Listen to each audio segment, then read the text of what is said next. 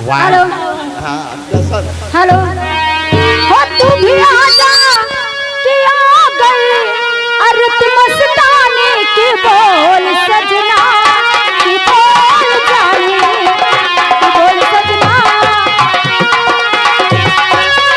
बोल सजना। नरेश उसमें से कुर्सी निकाल।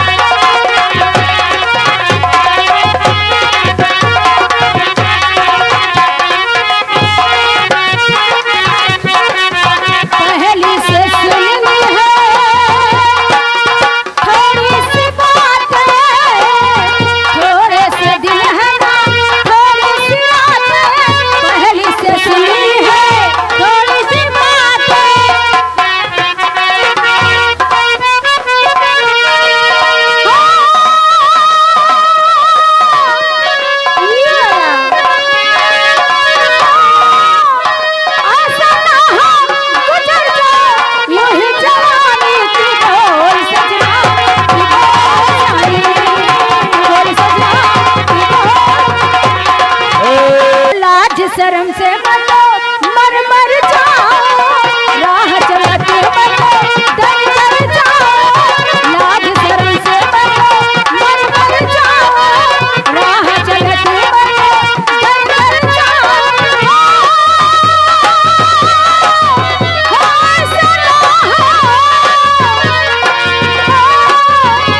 ऐसा ना हो गुजर जाए यही जवानी की बोल सजना।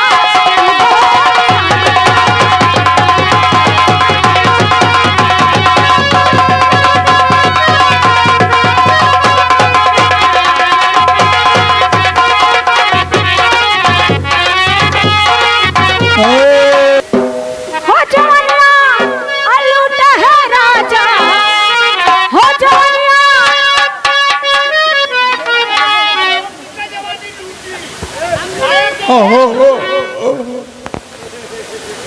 हो जवानिया अलूट है राजा, हम के बनाए के दुल्हनिया जवानिया।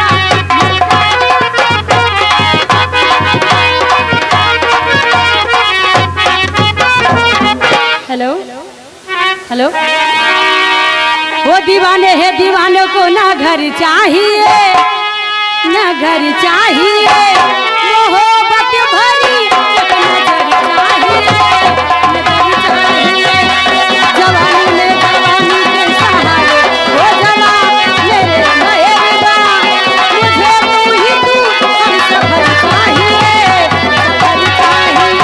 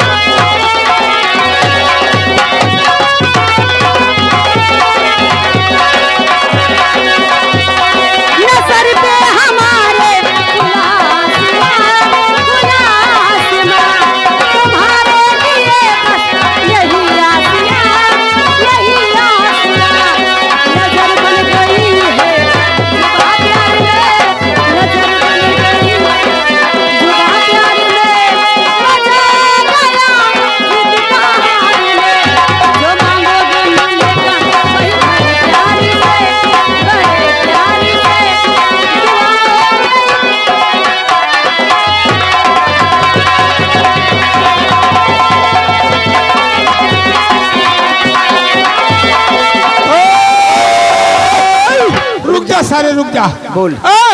आचल भौजी, ये गंभीरवा बाजार के तरफ से नाम नहीं, गुमनाम के तरफ से ये 50 रुपया है। गंभीरवा बाजार नानमुन गुम नाम की तरफ से। हाँ, नानमुन गुमना।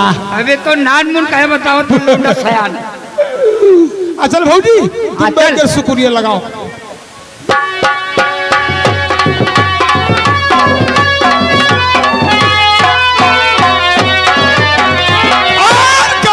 फरमाइश है 60 लाख में छोलिया बेचा। अब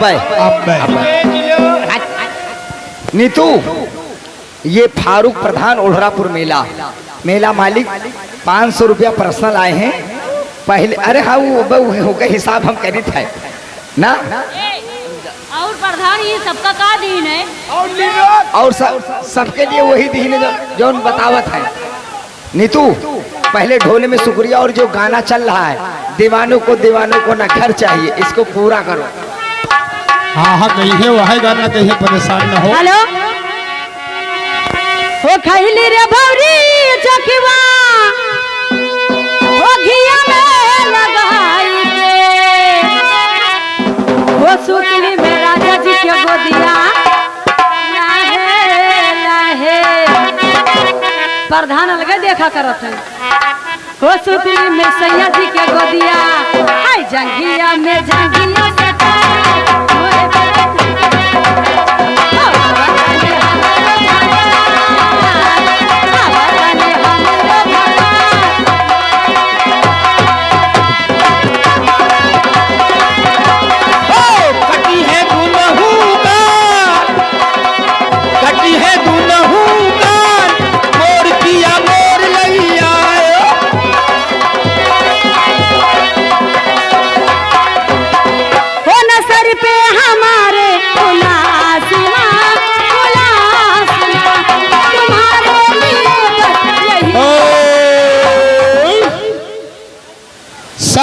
ठेकेदार भाईजान, आप जहाँ कहीं भी हो, कृपया स्टेज के बाएं साइड में आपके आदमी इंतजार कर रहे हैं, आकर मुलाकात कर। पहले बताओ, हाँ, तुम लोग कितने बड़े बेवड़ा हो, कितने बड़े छिंदरा हो। दीदी माँ का है भैया, तुम लोग बैठ जाओ। राजू, अगर ना बैठो तो चले जाए उधर पे खुद सोहराई दे। जत्ते मिला ठाड़ है, इनके लोगों को यही से पटाई दी, यही से सोहरवाई दी। तब बैठी ज्यादा से ज्यादा 5 आदमी सो रही है, बैठे हैं। अरे वहां से राजू बेहोश बैठ जाओ। अल्लाह के बंदे दोनों आंखों के अंधे, आँख के अंधे ना कहा करो। अब पाछे ख्याल करो, देखो कुर्सी लगाए बैठे प्रोग्राम देखा थे। हाँ। तुम लोग तो यहाँ ठाड़ होकर आराम से टटिया लगाए नाच देखा तो, और पाछे वाले तुम्हारे का सीडी देखा था। तो इसलिए आप अपनी सीडी डीवीडी बचाइए। खड़े होना है तो इस तरफ, और खड़े हो पसीना हाथ न लगा। हो निगाहों में